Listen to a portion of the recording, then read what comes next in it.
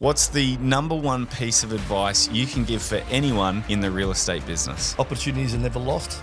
Somebody always gets the one you missed. How'd you go from rock bottom and turn yourself around? This is a great message for young people coming through the industry, and you get a bit ahead of yourself and you want to party and let some steam off. If you've only got 2 or 3 years of serving in the industry, there's a great chance you'll get rubbed out. When you have success and you have money and you have big egos and flashy things, unfortunately you kind of get aligned with party scenes and whatnot, and I certainly did that. And Agents, welcome to the Get Keen podcast, your number one destination for learning how to get the most out of your real estate career. I'm Dan Lee, founder of Plum Property, one of Queensland's largest independent real estate offices, and Plum Partners, where we've helped dozens of agents create, run and grow their very own agencies. On Get Keen, I chat to high-performing agents, principals, and agency owners, so you have the tools, strategies, and insights to grow your business and live the best life for yourself and your family. Now let's get keen.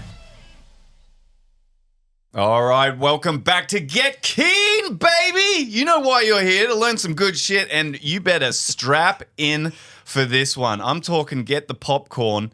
You know that Michael Jackson gif where he's just smashing them all. Looking at the comments? Yeah. Well, this is a real story today, okay? It's something a bit different. This guy right here, he's an OG. I'm talking about Ryan McCann, the man. You can't spell man without Ryan McCann. Not backwards anyway. Yeah. Mate, it's a pleasure to have you here, Ryan. You're one of the OGs. I have known you for you're one of the agents I've known the longest because we used to work in the same network. We did. Back in the LJ Hooker days. We did very much. We did. And when I was a young whippersnapper, 22-year-old sales associate in my first couple of years, and I would go to the LJ Hooker events, who was there on the big stage every time? It was the man, Ryan McCann. Thank you, mate. You'd be up there with. They'd always call you up on the podium on the panels to talk about being a successful agent, what you need to do, and you at all the awards nights, you're always up for something. So you've had a long history, and you were one of the sort of golden boys of the LJ Hooker era. Would you agree? I concur with that. Yeah. At the time. Yeah, at the time. Until a fateful day. Until a very fateful day, September 1, 2014. I'll never forget. Yeah, mate. This is a story of like few others. So, mate, let's get straight into it. I mean, you were at the top of your game. You were at the time probably 2014, was it? 2014, it all went to shit. Okay.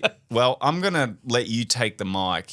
I remember you were at the top of the game. You were like number one in LJ Hooker, Queensland. And then a newspaper headline came out. Not just a headline, it was front page of the Courier Mail, so it was impossible to get away from. Look, at the end of the day, what was reported in the newspaper and what was the truth were totally two different things. Otherwise, I wouldn't have kept a real estate license, obviously. But in saying that, I've been a very good advocate and spoke about it for the last 10, 11 years on what happened.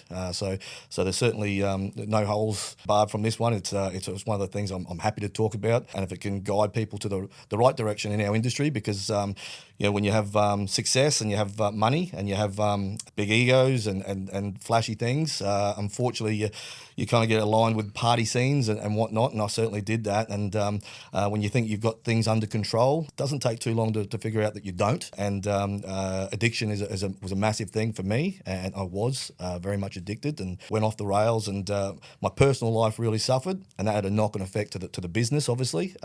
Unfortunately, I still had good performances with work, and I say unfortunately because it didn't deter me from doing the wrong things and going out to those parties and enjoying myself too much. And things really rapidly unfolded to the worst they possibly could. Spiraled out of control. Massively. Yeah. Massively. So give us a few more details. What happened? So in essence, what it was is, I thought that partying on the weekends would be fine, and it was under control for a short period of time. And one thing led to another, and I was addicted to ice. I was smoking ice, and at the first I was using it as a celebratory thing. And then it quickly spiraled to going from a celebratory thing, having a big sale and having a bit of fun on the weekends at a nightclub or someone's party, and then it went to commiserating. So if a deal fell over, then all of a sudden it wasn't celebrating it was commiserating, make myself feel better of the commission you lost or whatever it might have been. And then all of a sudden it turns into an everyday thing. So you're either commiserating or celebrating. And the next thing you know, mate, you're under the thumb. And I was addicted very much to smoking ice. So. But nobody knew. Normally you can obviously think that you can just see it in somebody. The office had 27 agents in there. There was very, very few people that knew that I was a daily user. My performances on the sales board still kept, where people expected them to be. So nobody really knew what was happening behind the scenes. Very, very select people within my, obviously work environment knew about it. I wasn't the only one within the office, but my name was up in lights, like you said. Mm-hmm. So it, it obviously stood out from everybody else, and I was the main target. And it's in reality, it was the best thing that happened in my real estate career. I know a lot of people find that hard to believe. Front page of the Courier Mail, centerfold of the Courier Mail, in a newsworthy sense, ended up in Arthur Gorrie for 6 weeks, rehab for a month, and people go, how was that the best thing that happened to your career? Well, 11 years on, I've never touched it, and I'm clean still today, and it wouldn't have happened if it wasn't so public. Yeah. And you may not have turned it around like you did. Absolutely. My wife, PA at the time, total straight 80, Jess, and she once said to me, I think 4 or 5 years on from that day, as hard as it was to watch and as hard as it was to read the print that the journos wrote, and we got 2 apologies in the Courier Mail. They just weren't obviously on page 1.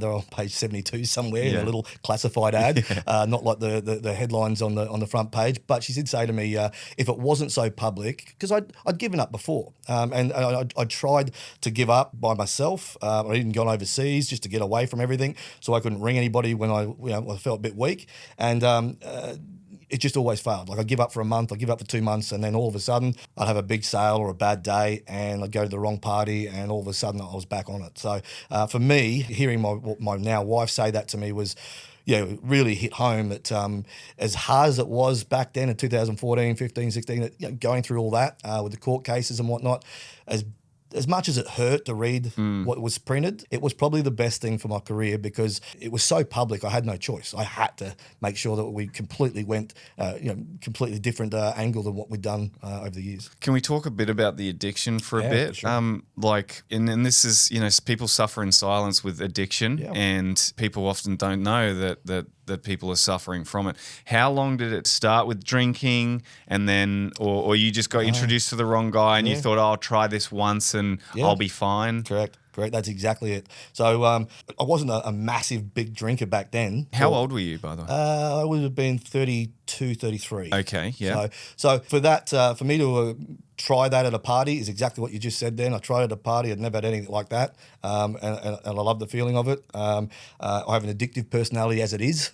So when somebody introduces something like that to you, it's, it kind of blew me away, and I liked it. And at the end of the process, I absolutely hate it. And still to this day, it absolutely scares the bejeebus out of me. I'm absolutely petrified. Even when I watch a movie at home and something comes on with a glass pipe or anything like that in a white substance in a bat, I still feel uncomfortable. Yeah. So 11 years on, I still feel like shit. Everything that symbolises just reminds me of where I went and how poor I felt about myself. I'm not anorexic right now at the moment, obviously, but I was the fattest drug addict I was 114, 15 kilos, and I'm not 6 foot. So it just, everything that went bad in my life finance wise, and I haven't said this to a lot of people, but I remember I was told some of my staff this. I remember 2013, Jess was my PA. I'm on Bluetooth on the phone, and I'm trying to apply for a credit card for $10,000 on a credit card, and I got knocked back. I was selling 900,000 in GCI back in 2012, 2013, which were pretty good numbers back then.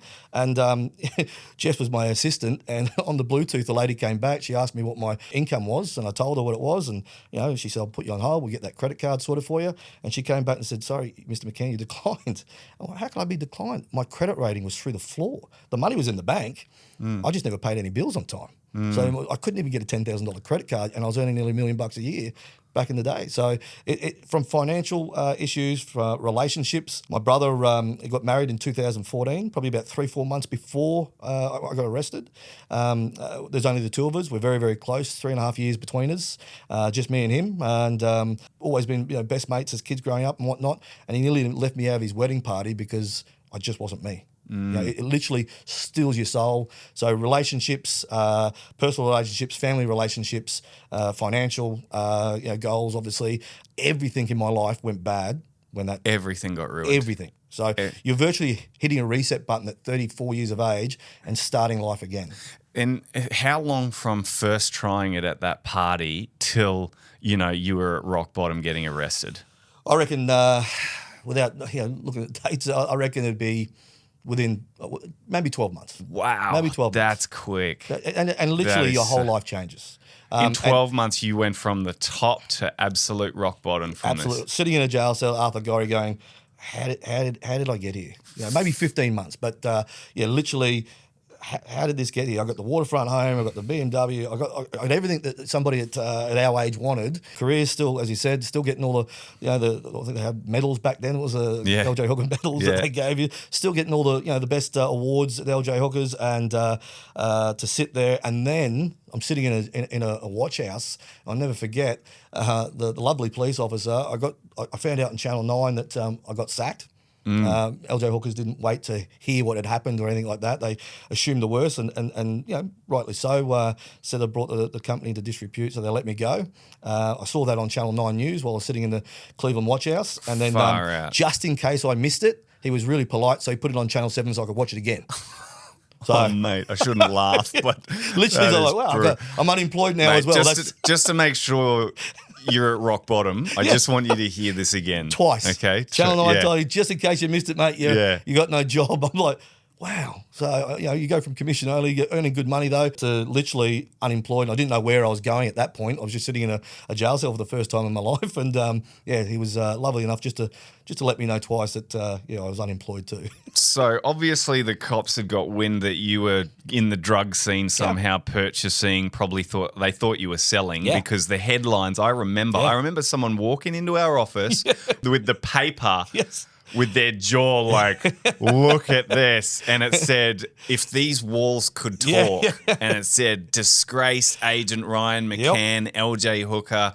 And we were all just like, oh my God. Yeah. What the fuck? Like I said, it's that was the bit that hurt the most, because I was happy to put my hand up after he had to swallow it and say, well, it's semi-true, not the selling part, but I was addicted to it. Like, it's the hardest thing. It's like when you watch a movie and they got those white plastic chairs and you all sit around in a circle, you stand up, my name's Ryan and I'm an addict and I've been addicted to this for 5 weeks, 6 weeks, I've been clean for 2 weeks, 5.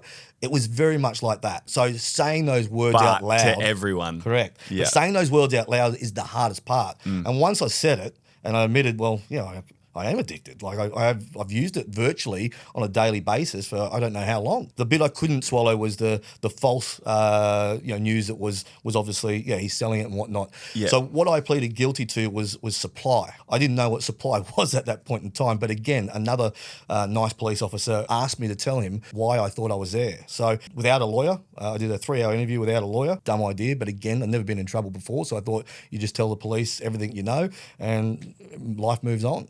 And that wasn't the case. So I told him that I had money. Some of the guys I was doing it with didn't. We actually play poker on a weekend, and I buy the bag and I put it in the pipe and I smoke it, and I put it in the pipe and the guy smokes it next to me and he smokes it. We're playing poker, watching YouTube stuff, real intelligent conversations going around. But that's what he said, mate, how many times do you think you've done that over 2 years? I went, a dozen? Yes, no, mate, it's more than that.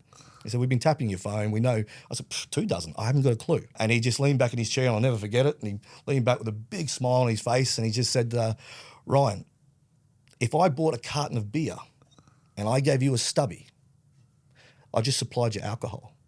The product makes no difference. And I said, what do you mean? And he said to me, put it this way, you're sharing it with your mates. It might be $50 worth, it might be $100 worth, but you're sharing it. That is supply in Queensland.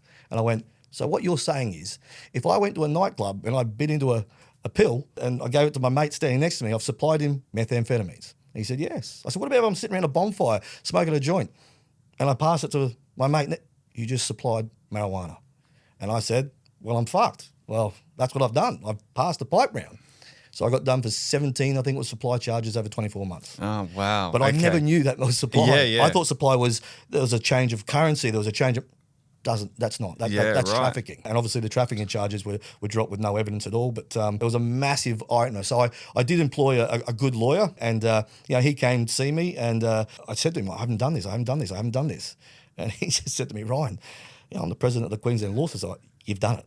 That's supply in Queensland. And I'm like, so... Geez, there's a wake-up call for a lot of people, hey? Massive. So what was the result? Like, you're in a jail cell. Yep. You lost your LJ Hooker position. Yep, gone. What do you do?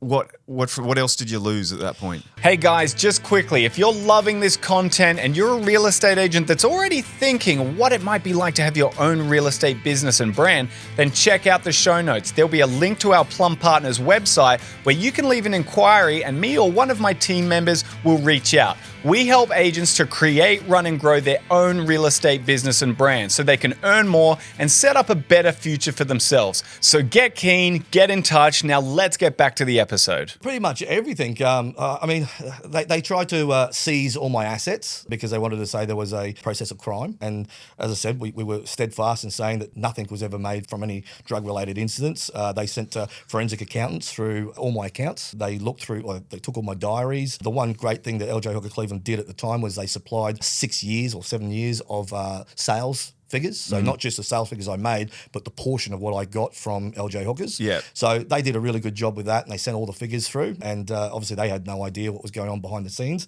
And the forensic accountants through the QPS went through it. There was no issues there. So they unfroze my house, unfroze my car, gave me all my assets back. But I had to put a tenant in the house. I had no income. Yeah. And there was a mortgage on the property. I think I owed $600,000 on the house at the time. So with no income, I had to get some rent come in. So I had to move out of the house. I ended up staying with my mum's house for the majority of the time, and then that got a bit hard to do at 35 years of age living with your mum. So I moved into, I went back and forward from mum's to Jess's house, and her family were amazing. And I remember the conversation that Jess had with her dad, obviously him being very protective of his daughter, and she said, her dad said to Jess, has he done this? And she said, Dad, he's used it, but he's never ever sold it.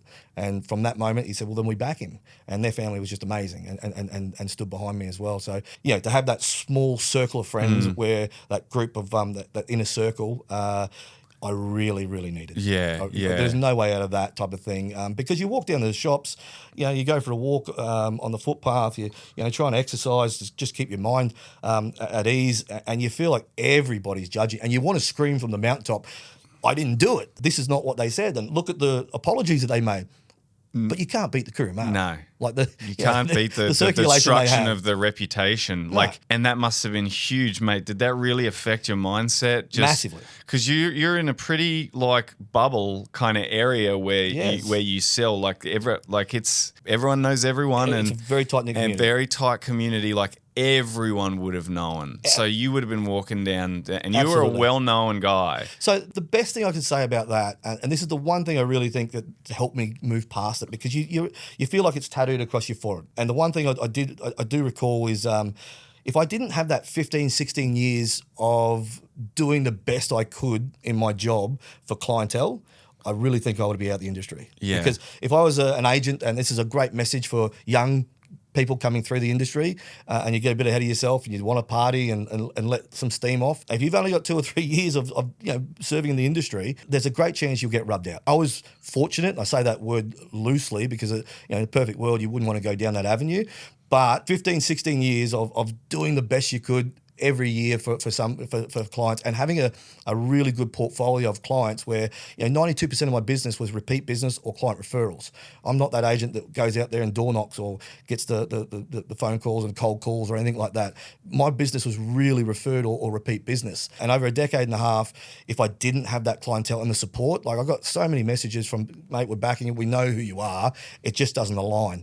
So that really, really helped me, and that gave me the confidence. And people have said to me, how did you build back from there? It was about proving people wrong as well. For the ones, there was obviously agents out there and people that were never going to list their homes with you, that wanted you to fall off that mantle. They wanted you not to be the golden boy. They wanted you to crumble. And I think Australia has a massive tall poppy syndrome, and they enjoy watching people fall down. But for me, it was about proving those people wrong. I knew what I had done. I knew what I hadn't done. And they just didn't align. So it really became my motivation to get out there and show them. You might think I'm all over and finished. Well, let's just see. Yeah. So how long did it take you to get back into real estate? Yeah, well, I sat out on the sidelines for 9 months. I was still allowed to practice real estate. I hadn't lost my license because obviously nothing had been proven.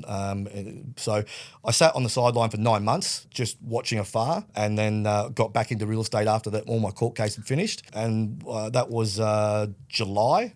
And by December, I wrote $778,000 in settled sales. It's amazing. So that must have been a rough 9 months. How'd you go from rock bottom and turn yourself around? Because people would have turned their backs on you. Unless they were a good client and they really knew you or they were close to you, everyone thought, this guy's a bloody drug dealing criminal. Correct. And what I did was I ended up posting something on Facebook, and it was called Warts and All. And we still have it saved on the computer today. And because that's exactly what happened. I was getting phone calls to come and do an appraisal on my house. And then before I got to the appointment, they'd text or email in saying, can we just cancel it? And obviously you're inquiring why, and can we reschedule? And they said, no, you're not the guy for us. And that was heartbreaking. Like, I'd never had anybody question my real estate, capabilities. And I knew what they were cancelling on was based on what was put out there in obviously the mainstream media. And despite having those 2 apologies from the Courier Mail, mate, they were the shittiest apologies you could ever see. They were literally like the old school classified ad. It was terrible. It just did a black and white box. It was laughable. So I had to put this thing out there, and I think it got shared 200 times. And this is 10 years ago, 11 years ago, and to me that was the first opportunity I had to voice what actually happened and explain what supply was. It doesn't make it right. I still shouldn't have been doing that. But for me personally, there was a big difference between using and selling. It certainly sounds like a different thing when you say supply. It sounds like you're selling. Correct. Yeah. And that's what I thought it was. Yeah, well, so same with me, until you just explained it. So tell us about the story now. You're at rock bottom. You've been in jail. You've got your tight-knit community, which is so important. What did you do to get back on track and just go, I got to get back to where I was? Yeah, look, I had a business partner at the time, and she had got in contact with First National, and to be honest, they were amazing. There's a couple of guys there at Greg Reed, Greg Pratt, and the CEO at the time was Ray Ellis, and they are all from head office, and we reached out to them on what the chances were, because I had some really good friends in the local real estate industry that worked at big franchises, and they had reached out to their CEOs and their head offices to say, hey, can we put this guy on? And it was a no. So it didn't matter what you could do number-wise or how good of an agent you were or what runs you had on the board in the past. They just weren't coming anywhere near me. And I understood why, but also it was frustrating because I knew that they didn't know the whole story. And until your court case is finished, you can't go out there and publicly tell them what's happened, and you don't even know what the penalty was going to be. So at the end of the day, after hearing whispers that, no, mate, they won't let me put you on. No, mate, I spoke to our CEO. I spoke to our state director. It's a no. Unfortunately, it's a no. Unfortunately, it's a no. First National asked for a brief from my lawyers on what was to come, what our defence was going to be, what had actually happened, and not what was put in the Courier Mail. And we supplied them with that and what the outcome was likely to be, because we were always told, this is what we think it's going to come to at the end of the day when the court case is finished. And obviously it meant that, still going to keep my real estate license. It wasn't what they call a serious offence or a jailable offence. The reason why I went to jail is because I back-chatted the judge. That was a remand, not jail. It was a remand, but the same thing. But I got sent there for back-chatting the judge on the day. What'd you say? I just kept saying I wasn't an addict, which clearly I was. I kept saying, I'm not an addict. He said, one more time, you're going for a holiday. I was, but I'm not an addict. And he goes, mate, pack your toothbrush, you're going for a sleep. Okay. Go away. So that was the reason why I ended up in Arthur Gorrie. But we knew that it wasn't going to be a jailable offence. So once we gave that to the guys at the head office at First National, they ran it past their lawyers, and they rolled the dice and put us on with my business partner at the time. We started building a business with no listings. There was 3 of us in the business. We had no management team, obviously, no property managers or anything like that. Literally a real estate with no listings whatsoever, a lease in place. And today we've got 26 staff, over 800 managements. First Nationals, Cleveland's the number one sales office in the country out of 320 offices. And I think it's been the number one office for 5 years in Queensland. So that's all happened in 11 years. Absolutely incredible. From rock bottom to the Sitting in top jails now. of a franchise, a national franchise, and not a small one. And your own personal achievements too. You know, the business as a whole, but you know, you've been number one in your franchise group, First National, for pretty much last 7 years now for Queensland and even Australia. It's just it's remarkable. Like, seriously, from riches to rock bottom to back to the top, mate. It's such a incredible story. So what strategies did you use when you were going through that tough time, like at rock bottom? Like, I gotta do this. I gotta get back on top. You've got a bad rep. Yep. You've got everyone snickering behind your back.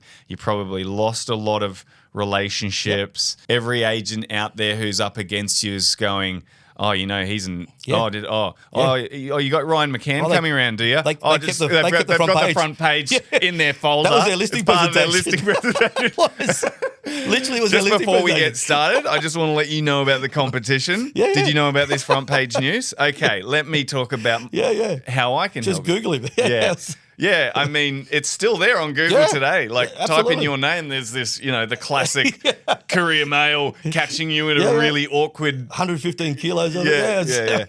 So, like, what were some strategies that you used to get back on track? Because everyone goes through hard times every now and again. Life smacks you in the face sometimes. Well, like you, I mean, you know, I admire what you've done, and you know, jokingly said we walked in here. It's you know, it's completely different to the apartment you set up at. And you look at this, and you know, it's 800 square meters of absolute luxury of an office. But you have to think outside the square. I knew that I was giving everybody a head start, and I knew that I was always going to lose business. I just had to minimise those losses. So if I lost 20% and I gained 80% or retained 80%, that's a good day. I just couldn't go the other way. Otherwise, I was going to be living in a tent. But for me, it was doing something a little bit different at the time. This is 2015 when we opened the office in June 2015. So we had to do it a little bit differently. I couldn't just use the cookie cutter mold. So tongue in cheek, I always say my business runs really, really well because I have little to do with it. And in a sense, I really mean that. I broke the office part down. I watched, I had the luxury of growing up in a family that was in real estate. So I watched my dad operate his own office as a principal. He was an absolute gun in the 90s as a real estate agent. But he never had big offices. It was always a boutique thing. And I thought it could have been done better or easier. I knew what his strengths were and some of his weaknesses were. He didn't like going out there and recruiting and things like that. So I looked at it a different way, and I said, you know, if I get somebody that, you know, Jess is fantastic at the admin and the running the front office, and I had Wendy Pointer, who I also worked with at LJ Hookers, and she was in the paying department and the accounts department, which is not my strategy. As I said to you the other day, I ran OP 16 at school. I'm not the smartest when it comes to numbers. So that's the department I should not be in. I just don't enjoy it. I don't thrive on it. So Wendy would look after all the account departments and the trust accounts, all the bits and pieces. And my stepdad's an accountant, and he would be the second tier. So he'd look after what Wendy was doing. So there was two people looking after the finances. Jess would look after all the front of house, the contracts, the CRMs, all those bits and pieces, the photocopy of contract, anything like that just didn't excite me. And then Lisa, which is Harrison's mum, Lisa's my cousin, she worked at LJ Hookers too. And she was second in charge of their rental department, which they had over 1,000 rentals at the time at LJ Hookers. So she was used to operating with a big team. So to bring her on with a very small team was quite easy for her. So she looks after the rental side of it, and she owns a portion of that as well, 20% of that. So she's there to look after all of that, the hiring and firing of the rental department. That kept me away from the rentals, which would clog me up and not allow me to go out there and do what I do best. And my job was just recruiting, listing, selling, and training the agents in-house. And for me, that came easy.